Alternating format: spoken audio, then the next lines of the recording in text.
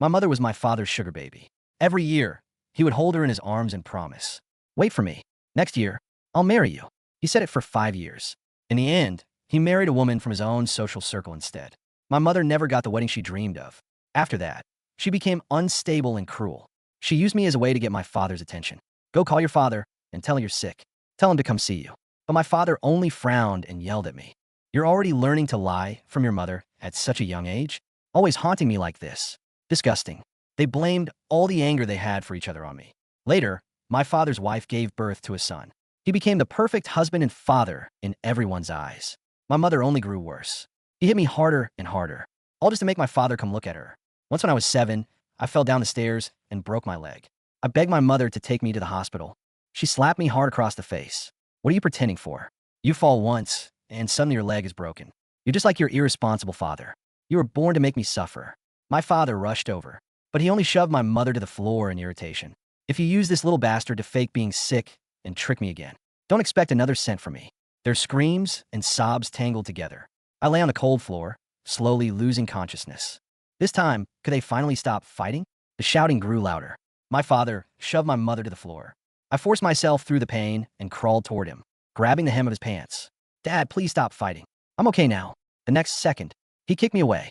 My injured leg slammed into the furniture. The pain was so intense, my vision went dark. I curled up trembling on the floor. My father only glanced at me in disgust. "Stop pretending. When have you ever actually been sick? Every time we take you to the hospital, nothing's wrong." He turned to leave. My mother grabbed him with both hands. "What is that supposed to mean? He's your son, too. You're really going to walk away and leave him?" My father yanked himself free. "You've taught this kid to do nothing but lie. He's exactly like you." Disgusting. My mother froze, a wild look flickering in her eyes. "Exactly like me? Weren't you the one who lied first? You kept saying you were going to marry me. If you hadn't promised me that, I never would have given birth to this child. Since you don't care about him, I won't either." My father shook his head indifferently. "Fine by me. I don't want him anyway." My heart clenched. Dragging my leg, I crawled back to him. "Dad, please want me. I'll be good. I don't eat much. I won't cause any trouble." For once, my father looked down at me. Maybe I looked too pitiful, or too much like him. For a moment, a trace of pity flickered in his eyes. He rubbed my head. "Don't learn from your mother anymore. But I have to go home and cook something nice for your little brother today. I can't stay with you." Before I could speak, he left. My mother collapsed on the floor, sobbing. When she finally stood up, she looked at me once and walked away without hesitation. "Since even you can't make your father stay, you're useless to me, too," she muttered. My instinct to survive made me want to grab her. But seeing her walk away without looking back, I lowered my hand in despair. The pain in my leg grew worse, tears streaming down my face, blurring my mind until I lost consciousness. "It hurts so much, Dad. I really wasn't lying to you." Slowly, the pain vanished. I tried to move my leg. To my shock, it actually moved. But when I turned around, I saw myself curled up on the floor, covered in injuries. That was when I realized I was already dead. I stared at my own body. My pant leg had ridden up, revealing the horrifying injury. Yet I didn't feel scared. Neither Mom nor Dad wanted me. Maybe death was the only way out. At least they wouldn't fight because of me anymore. Before I could look closer, a sudden force pulled me out of the room. When I opened my eyes again, I was watching Dad at the grocery store, picking out a rack of ribs and vegetables. He noticed the corner store had stocked a new batch of toy car models. He looked through them carefully, choosing 2 dark green models. A smile tugged at his mouth. "Henry's going to love these." I stared at the toy cars with envy. Ever since I could remember, I had never received a toy. I remembered when Mom took me shopping. I saw a toy car model I loved and begged for it. She looked at me with disgust and told me to ask my dad.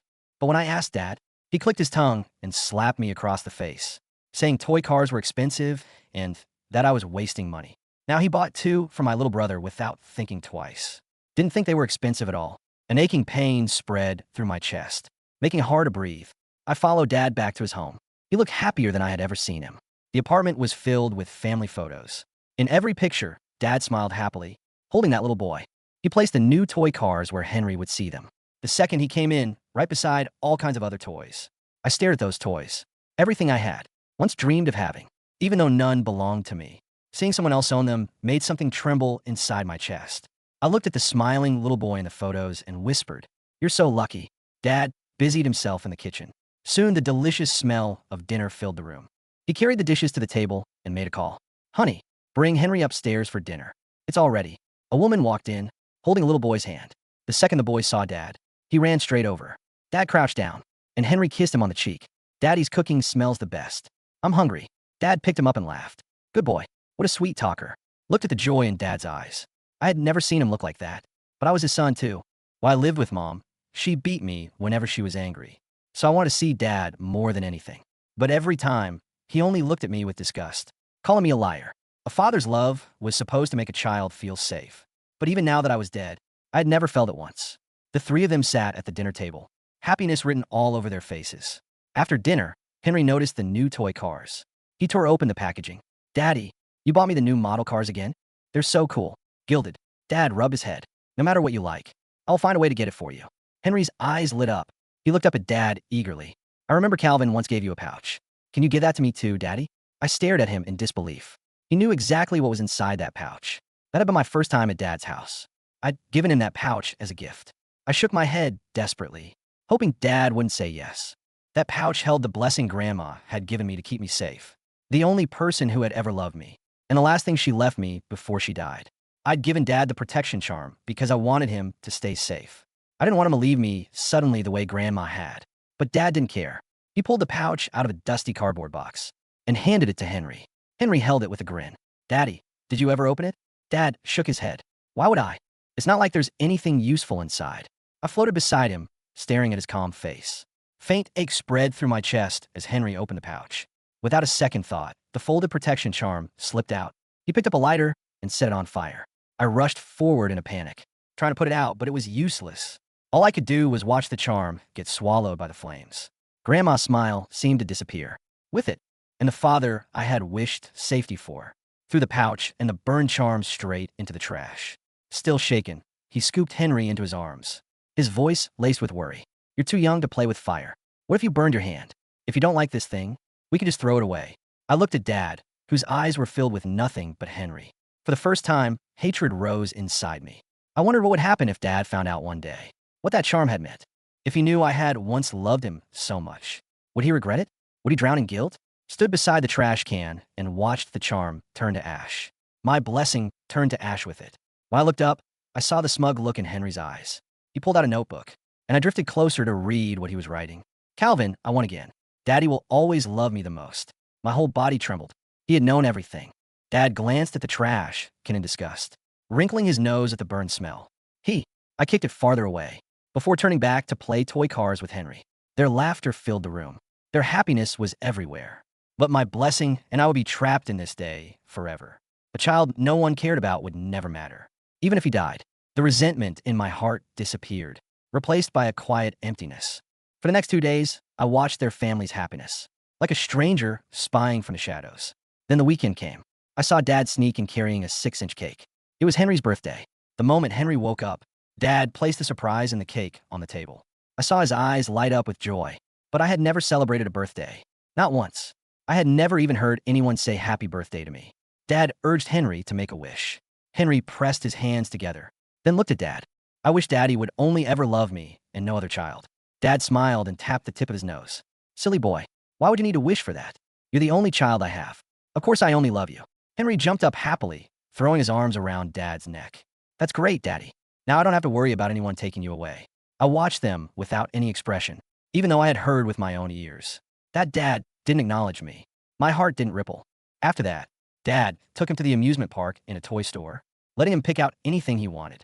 Just as they were enjoying their father's son time, a phone call ruined the mood. Meister Leyden, this is the building management. We need to inspect your gas line. But we've stopped by several times and no one has been home. The end of this month is the final deadline. When would you be able to come back? After Dad hung up, he made another call. Hello, Patrick. You finally called me.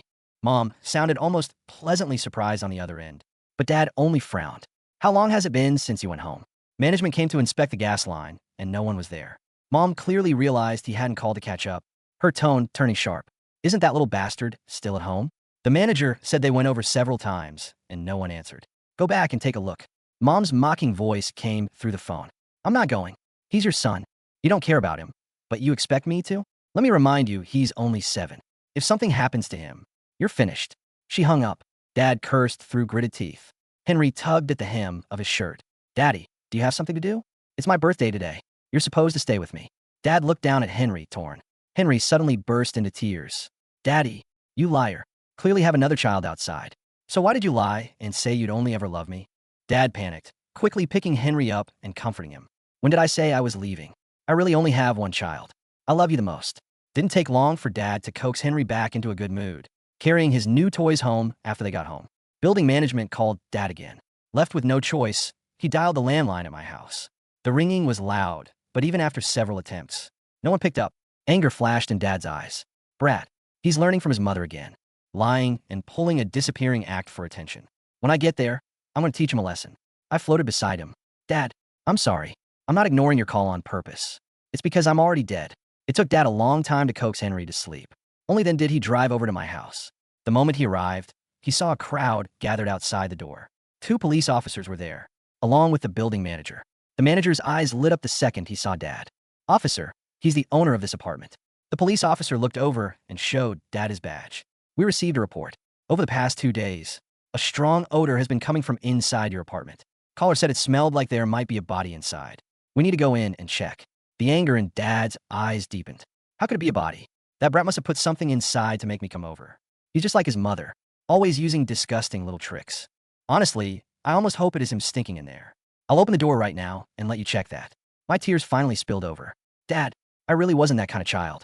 Mom was the one who kept hitting me and forcing me to lie to you. And it really is my body giving off that smell in the June heat. I must have been in terrible condition by now. The police officers and the building manager stared at Dad in absolute shock. They couldn't believe a father could say something so cruel about his own flesh and blood. The officer looked at Dad and said, if the child really is inside, then something may have happened to him. Dad froze. His eyes flickered before he shook his head. No, he's always been like this. He loves lying. He definitely isn't inside. As he spoke, he took out his key and unlocked the door. The moment it opened, everyone froze in place.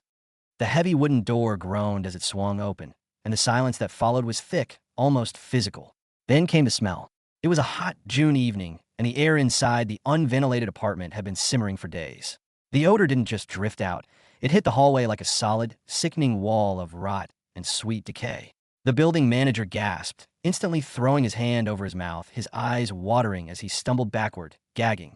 The 2 police officers reacted with practiced but grim swiftness, pulling their collars over their noses. Oh, God. One of them muttered, his voice muffled. Call for backup. And a coroner. But my father just stood there.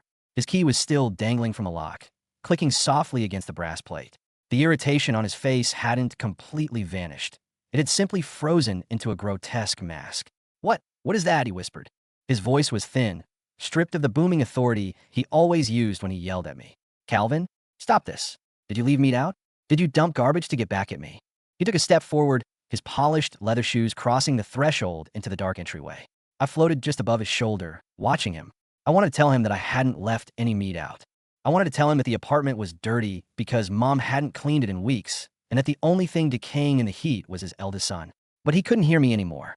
My voice was just a draft in the hallway, a slight chill that made the hairs on his arm stand up. Sir, do not enter the premises, the officer said, grabbing my father's shoulder. My father shoved him off. Let go of me. He's playing a joke. He's always doing this. He's 7. He's a child. He doesn't know any better. He's just trying to make me angry. He broke away and stumbled down the narrow hallway toward the living room. The afternoon sun was streaming through the dust-filmed windows, lighting up the space in a dull, golden hue. And there, in the center of the room, lay the shape. I had been lying there for days, so my spirit had grown accustomed to the sight. But my father had not. I was curled on my side, my back bent, my hand still clutched near my chest, as if I were still trying to protect myself from the blows that would never come again. My skin had turned a terrible, bruised purple gray. My right leg, broken and twisted at a sickening, unnatural angle, had swollen to twice its size, the fabric of my cheap shorts stretched tight against the bloated, dark flesh. Calvin, my father whispered. He dropped to his knees. The expensive, tailored trousers he wore, the ones he had carefully ironed to take Henry to the amusement park, soaked up the grease and dust on the floor. He didn't seem to notice. Calvin, get up, he said. He reached out a hand, his fingers trembling so violently he could barely hold them straight. He touched my shoulder. The coldness of my body must have shocked him. He pulled his hand back as if he had been burned, a sharp, choked gasp escaping his throat. No. This isn't real. You're pretending. You're just like your mother. You're trying to punish me.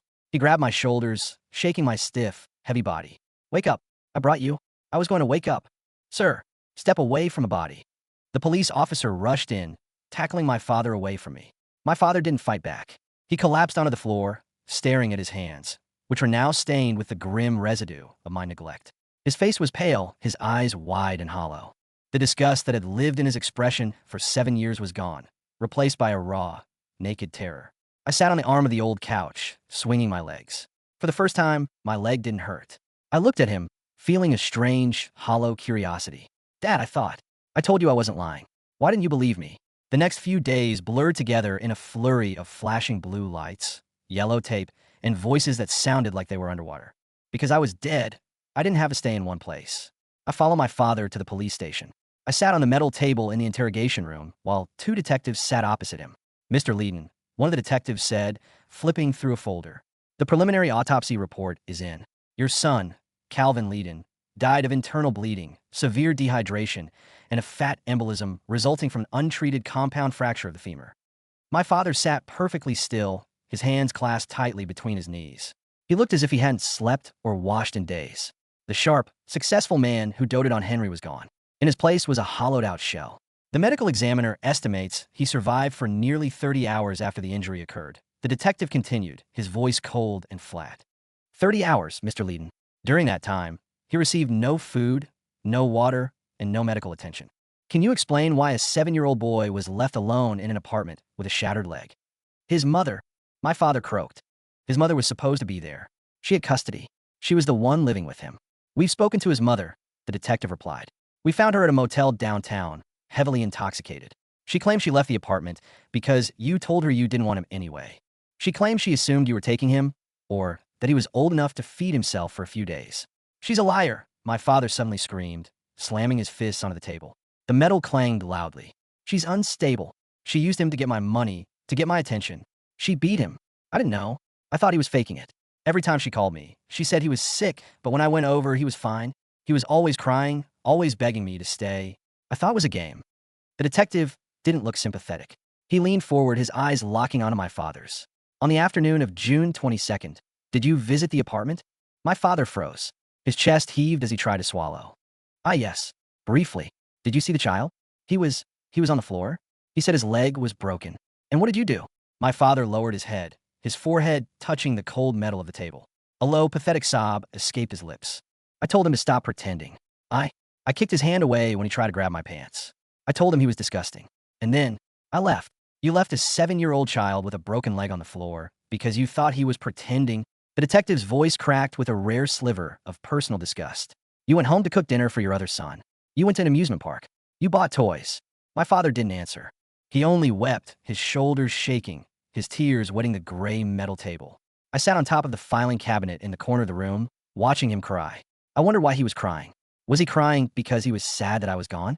Or was he crying because his perfect life was starting to fall apart? The news of my death traveled fast. In the social circles my father had worked so hard to belong to, reputation was everything. Within 48 hours, the local newspapers and online blogs had picked up the story. Local businessman left 7-year-old son to die alone in summer heat. The double life of Patrick Leedon, a perfect father to one, a monster to another. I followed him back to his suburban house. The quiet, tree-lined street was no longer quiet. There were news vans parked near the curb, and neighbors stood on their lawns, whispering and pointing as my father's car pulled into the driveway. Inside the house, the atmosphere was suffocating. My stepmother, the elegant woman who always looked so poised in the family photos, was packing a suitcase in the master bedroom. Henry was sitting on the edge of the bed, clutching one of the dark green toy cars my father had bought him. My father walked into the room, his voice pleading. Vanessa, please. You can't leave. The lawyer said we need to present a united front. It was an accident. I didn't know. An accident? Vanessa turned around, her face pale and sharp with fury.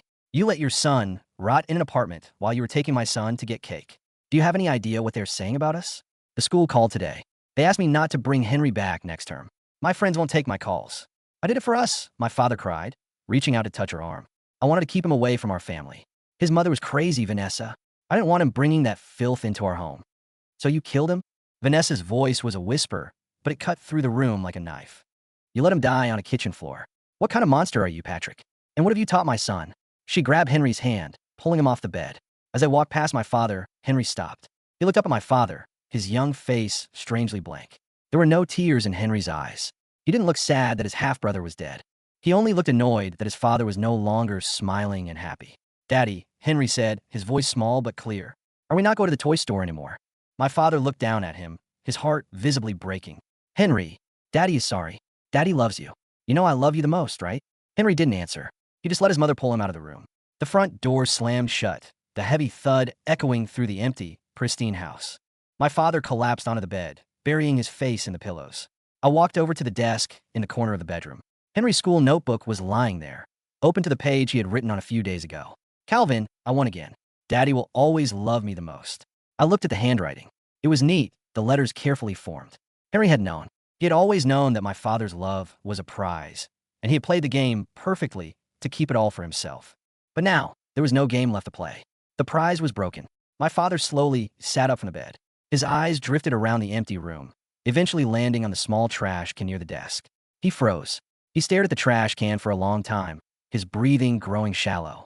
Slowly, as if pulled by an invisible thread, he walked over and looked inside. The trash had been emptied by the maid a couple of days ago, but there were still faint, black ashes stuck to the plastic lining at the bottom. The smell of burnt paper and cheap cloth still lingered if you leaned close enough. My father dropped to his knees beside the trash can. He tipped it over, his hands frantically clawing at the empty plastic, trying to scrape up the tiny, gray flakes of ash. "No," he muttered, his voice cracking. "The pouch, the safety charm. Where is it? Where did it go?" He remembered. He remembered the little, handmade red pouch I had given him on my first visit to his house. He remembered how I had looked at him with wide, hopeful eyes, telling him that Grandma had blessed it to keep him safe from harm. He had thrown it in a dusty box. And then, he had let Henry burn it. "Calvin," my father sobbed, his fingers covered in dirty, gray soot. "I'm sorry. I'm so sorry. I didn't know. I didn't think." He pressed his soot-stained hands to his face, weeping loudly in the empty, silent room. He wanted the charm back. He wanted the blessing of the boy who had loved him unconditionally, the boy who had crawled through agonizing pain just to grab the hem of his pants and beg him to stop fighting. But the blessing had turned to ash, and the boy was gone. The trial was short. The public outrage was too intense for any plea deals. My mother and father were both charged with felony child abuse resulting in death and involuntary manslaughter. I sat in the courtroom every day. I sat on the railing, dividing the gallery from the court, watching the proceedings. My mother sat on one side, her hair unwashed, her face gaunt. She didn't look at my father once. She only stared at the table, occasionally muttering to herself about how she had deserved a wedding, how her life had been ruined by a man who lied. Even now, in the face of her son's death, she was still trapped in the 5 years of broken promises. She had turned her grief into a weapon, and in the end, that weapon had destroyed the only person who had ever depended on her. My father sat on the other side, flanked by expensive lawyers who looked increasingly uncomfortable representing him. The prosecution showed photos of the apartment. They showed the stairs I had fallen down. They showed the dark stain on the floorboards where my body had lain for days in the June heat. Every time a photo was put on the screen, the people in the gallery gasped or covered their eyes. My father would close his eyes tightly, his body trembling, but he couldn't block out the sound of the medical examiner's testimony. The victim's throat was extremely dry, the medical examiner testified, her voice steady and professional. There were traces of dust and fibers in his stomach, suggesting that in his final hours, dehydrated and unable to move, the child had attempted to lick the floor to find moisture. A loud sob broke out in the courtroom. It came from my father. He covered his face with his hands, his head sinking to the table. The pain from a femur fracture is considered one of the most severe physical traumas a human can experience, the examiner continued. For a child of 7, without pain relief or splinting, the shock alone would have been overwhelming. He would have experienced periods of intense panic, followed by delirium, before finally slipping into a coma. I looked down at my hands. They were pale and translucent, but they were whole. I didn't feel the hunger anymore. I didn't feel the burning thirst that had made me scrape my tongue against the dusty floorboards. I was free of all of it. When the jury returned with the verdict, no one was surprised. Guilty, both of them. My mother was sentenced to 15 years in a state penitentiary. She didn't cry when the sentence was read. She only laughed, a dry, hollow sound that made the guards quickly lead her away. She had finally gotten my father's undivided attention, but it had cost them both their freedom. My father was sentenced to 20 years. As the handcuffs were clicked onto his wrists, he turned around, his eyes desperately scanning the courtroom. He was looking for Vanessa. He was looking for Henry. But the gallery was filled only with strangers, journalists, and people who looked at him with pure hatred. His perfect family had vanished. Vanessa had filed for divorce, changed her and Henry's last names, and moved to another state. Henry would grow up knowing his father only as a monster in a newspaper clipping. For a fleeting second, my father's eyes brushed past the railing where I was sitting. He couldn't see me, but he seemed to feel a sudden drop in temperature. He shivered, his gaze lingering on the empty air for a long moment before the guard tugged his arm, forcing him to walk toward the side door. The years passed differently for me. Time didn't have the same meaning anymore. I didn't grow taller. I didn't get older. I remained 7 years old, a quiet ghost drifting through the world. I visited my mother once in prison. She had grown old quickly.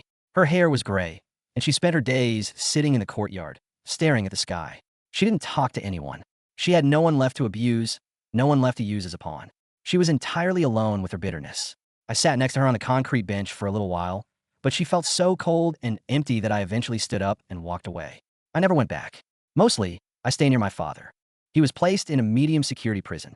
The man who had once worn expensive suits and lived in a pristine apartment now wore a faded orange jumpsuit.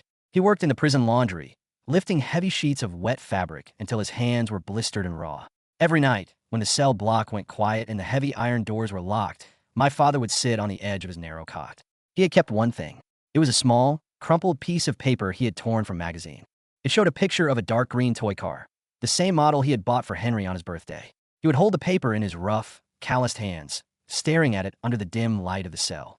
"Calvin," he would whisper into the dark. "I'm sorry. I'm so sorry." He said it every night.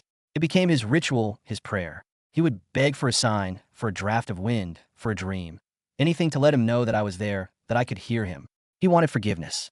He wanted to believe that somewhere, in some quiet place, his son was waiting for him, ready to grab the hem of his pants again and tell him that it was okay. But I never answered. I would stand in the corner of his cell, shrouded in the shadows, watching him weep. I didn't hate him anymore. The resentment that had burned in my chest when I watched Henry play with the toy cars had faded long ago, replaced by a vast, quiet emptiness. But I didn't love him either. The boy who had saved his grandmother's safety charm to protect his father had died on that cold kitchen floor, and he wasn't coming back. One winter night, when the snow was thick against the barred windows of the prison, my father fell ill. He lay on his cot, shivering, his breath coming in shallow, ragged gasps. The prison doctor had given him some aspirin, but the fever was burning through him. In his delirium, he looked toward the corner of the cell. His eyes, cloudy with fever, seemed to focus on me. For the first time in all these years, he saw me. "Calvin," he whispered, his voice weak and trembling. He reached out a hand, his fingers shaking just as they had on the day he found my body. Is that you?" I didn't move.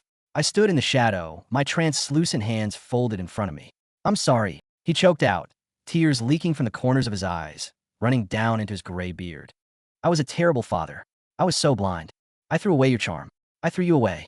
Please, tell me you don't hate me. Please, Calvin, just say something." He dragged himself toward the edge of the cot, his weak body trembling with the effort. He fell off the bed, his knees hitting the hard concrete floor with a dull thud. He crawled toward me. It was exactly like the day I had crawled toward him, dragging my broken leg, begging him to stay. Now, the roles were reversed. He was the one on the cold floor, desperate, reaching out to grab the hem of a ghost's pants. "Calvin, please," he begged, his hand brushing against the air where my feet were. But there was nothing for him to grasp. His hand passed straight through the cold air. I looked down at him. I saw the agony in his eyes, the deep, exhausting guilt that had consumed his life for over a decade. He had gotten exactly what he deserved, and yet, looking at him now, I felt no joy. I felt nothing at all. "I don't hate you, Dad," I whispered. My father froze. His eyes widened, a flicker of desperate hope lighting up his pale face. "You spoke to me. You forgive me." "No," I said softly. My voice was like the rustle of dry leaves in the wind. "I don't hate you, but I don't love you either. I don't feel anything for you at all." The hope in his eyes shattered, leaving only a dark, bottomless despair. "I have to go now," I said. "No, don't leave me," my father cried, his voice breaking as he tried to scramble forward. "Please, Calvin, stay. I'll buy you the cars. I'll buy you 100 of them. Just stay with me." But the force that had kept me bound to this earth, the lingering attachment to a father who didn't want me, was finally gone. The quiet emptiness inside my chest had turned into a gentle, warm light. I turned away from him. As I walked toward the window, the heavy stone walls of the prison seemed to dissolve. The cold snow faded, replaced by a soft, endless golden light. I looked back one last time. My father was curled up on the cold concrete floor of his cell, weeping into his empty hands, entirely alone in the dark. He would spend the rest of his days in that cold room, trapped in the memory of the boy he had discarded, forever begging for a forgiveness that would never come. I stepped through the window and into the light. For the first time in my life, my leg didn't hurt, my chest didn't ache, and I was no longer waiting for anyone to love me. I was finally free.